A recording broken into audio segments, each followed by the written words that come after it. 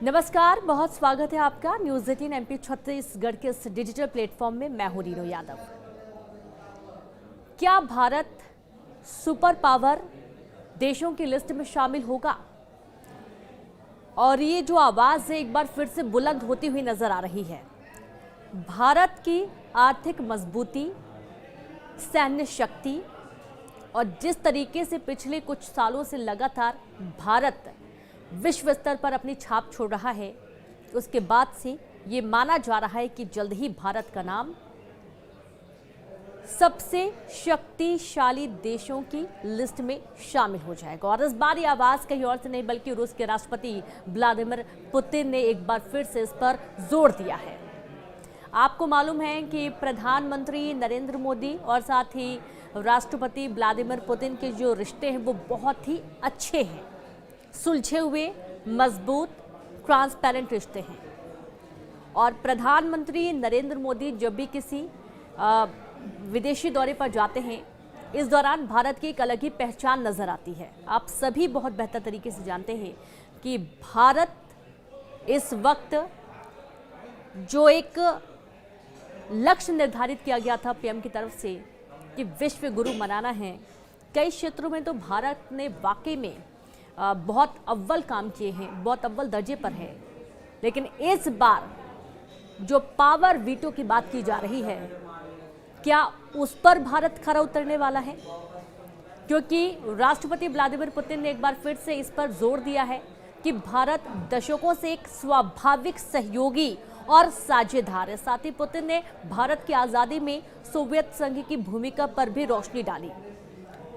दरअसल सोची में Valdai discussion club को संबोधित कर रहे थे राष्ट्रपति व्लादिमीर पुतिन, और इन्होंने भारत को एक महान देश बताया। अपने संबोधन के दौरान उन्होंने कहा कि मॉस्को और नई दिल्ली सभी क्षेत्रों में सहयोग बढ़ा रहे हैं। पुतिन ने कहा कि हम भारत के साथ अपने संबंधों को सभी दिशाओं में विकसित कर रहे हैं और भारत एक महान देश है।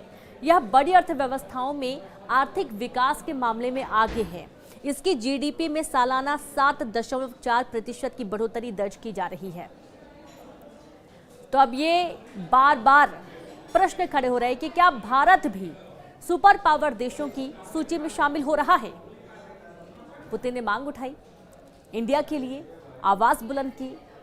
और आप ये देखिए कि जब एक बहुत ही शक्तिशाली देश रूस के राष्ट्रपति व्लादिमीर पुतिन इस बात को कहते हैं, तो ये माना जा रहा है कि इससे चीन को कहीं ना कहीं मिर्ची लगने वाली है।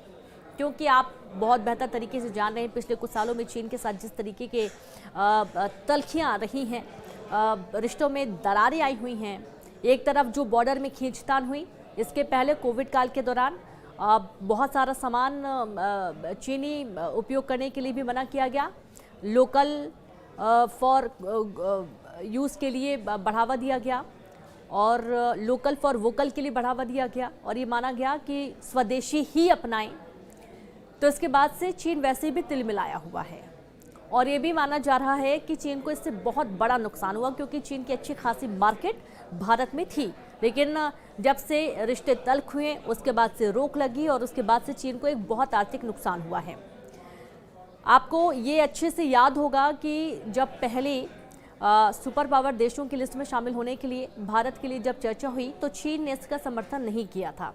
और जब भी सुपर पावर देशों की सूची में शामिल किसी देश को किया जाता है तो उसमें अगर किसी एक देश ने भी इस पर सहमति नहीं जताई तो वो मौका चूक जाता है।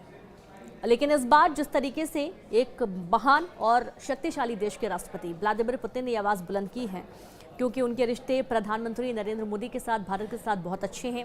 व्यापार बाजार भी बहुत बेहतर है, आर्थिक जो सर्वेक्षण है वो भी बहुत बेहतर है, इकोनॉमिक बहुत अच्छी चल रही है, सालाना जो बढ़ोतरी हो रही है वो भी हमने आपको बताया। और इसके चलते अब चीन को भी एक बड़ा झटका लगने की बात कही जा रही है। रूसी राष्ट्रपति व्लादिमीर पुतिन ने भारत को महान देश बताया और कहा कि भारत की आर्थिक तरक्की और इसकी विशालता को ध्यान में रखते हुए इसे एक वैश्विक महाशक्तियों की सूची में शामिल किया जाना चाहिए। पुतिन ने रूस के सोची शहर में वल्दाई डिस्कशन क्लब के दौरान अपने संबोधन के दौरान ये तमाम बातें कही। उन्होंने ये भी कहा कि रूस कई मोर्चों पर भारत के साथ अपने संबंधों को मजबूत कर रहा है, और रूसी राष्ट्रपति व्लादिमीर पुतिन ने भारत की खूब सराहना की, खूब तारीफ की। और इससे माना जा रहा है कि भारत देश को एक बार फिर से वो मौका मिलेगा जब वो अपनी तमाम शक्तियों को दिखा सकता है। अन्य देशों की तुलना में तेज आर्थिक वृद्धि इसे वैश्विक महाशक्तियों की सूची में शामिल होने के योग्य बनाती है, ऐसा व्लादिमीर पुतिन ने कहा। क्योंकि आपने देखा पिछले कुछ सालों में भारत की जो आर्थिक शक्तियां थीं, जो आर्थिक गतिविधियां थीं, वो बहुत बेहतर रही हैं। और रूस के सोची शहर के वल्दाई में जो डिस्कशन हुआ था अपने संबोधन के दौरान, जब व्लादिमीर पुतिन ने ये सब बातें की हैं और भारत की उन्होंने खूब सराहना की है, वैश्विक क्षेत्र में अद्वितीय बताया। उन्होंने ये भी कहा कि रूस कई मोर्चों पर भारत के साथ काम भी कर रहा है और इससे कहीं ना कहीं भारत के लिए बहुत ही फायदा होने वाला है। महाशक्तियों की लिस्ट में नाम जोड़ा जाना चाहिए। आप क्या सोचते हैं, ज़रूर बताइएगा। पिछले कुछ दिनों में हम देख पा रहे हैं कि तमाम जो सम्मेलन हो रहे हैं, जो ब्रिक्स सम्मेलन या यूं कहें कि और भी कोई बड़े सम्मेलनों में जब प्रधानमंत्री जाते हैं, इस दौरान उन्हें हमेशा वसुधैव कुटुंबकम और भारत की शक्तियों का जिक्र किया है कि आने वाले समय में भारत किस तरीके का विज़न लेकर चल रहा है और सबके लिए, चाहे वो आम हो चाहे खास हो, सबके लिए बराबर योजनाएं और आर्थिक रूप से सभी को सशक्त करने का जो निर्णय लिया गया है, उन तमाम प्लान्स को लेकर काफ़ी सराहना पूरे देश में हो रही है, तमाम देशों में हो रही है। और कई बार तो ये भी देखा जाता है कि भारत ने जो अपनी सांस्कृतिक धरोहर को विश्व में विख्यात किया है, वो काबिल तारीफ रही है। और पुतिन ने सत्र के दौरान कहा कि भारत को निस्संदेह अपनी 1.5 अरब की आबादी, दुनिया की सभी अर्थव्यवस्थाओं में सबसे तेज विकास, प्राचीन संस्कृति और आगे विकास की बहुत अच्छी संभावनाओं के साथ महाशक्तियों की लिस्ट में जोड़ा जाना चाहिए।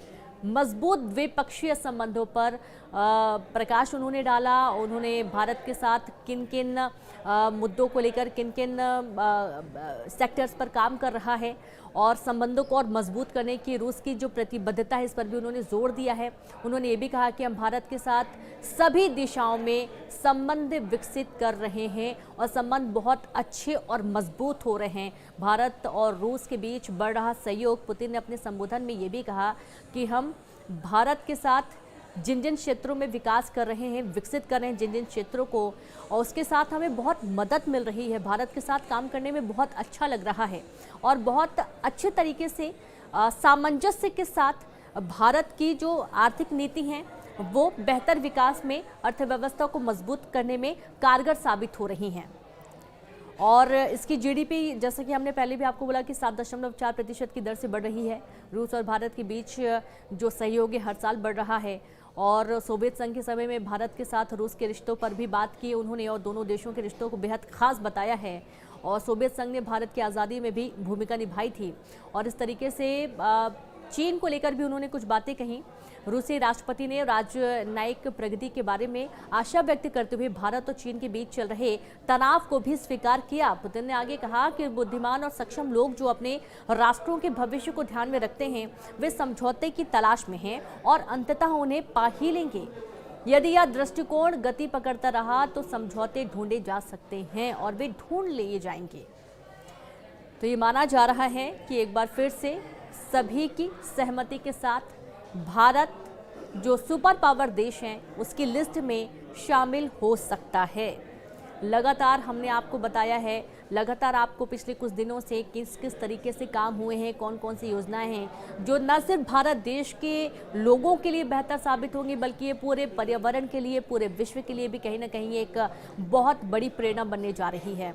और हमने आपको पहले भी कुछ जो योजनाएं रही हैं प्रधानमंत्री नरेंद्र मोदी की, उसमें किस तरीके से गांव से शहर तक विकास लाने की कोशिश है, यूँ कहे कि शहर से विकास गांव तक ले जाने की जो कोशिशें रही हैं, उन तमाम बिंदु को हमने साझा किया है। तो एक बार फिर से भारत की जो नीति है इसकी चारों तरफ सराहना हो रही है। भारत की सैन्य शक्तियों की सराहना हो रही है। जिस तरीके से आर्थिक सर्वेक्षण के दौरान भारत का जो अव्वल दर्जे पे नाम आ रहा है, उसको लेकर भी काफ़ी रूस के राष्ट्रपति व्लादिमीर पुतिन ने सराहना की और अपने रिश्तों के साथ उन्होंने काफ़ी मजबूती के साथ सभी के सामने अपनी बात रखी है।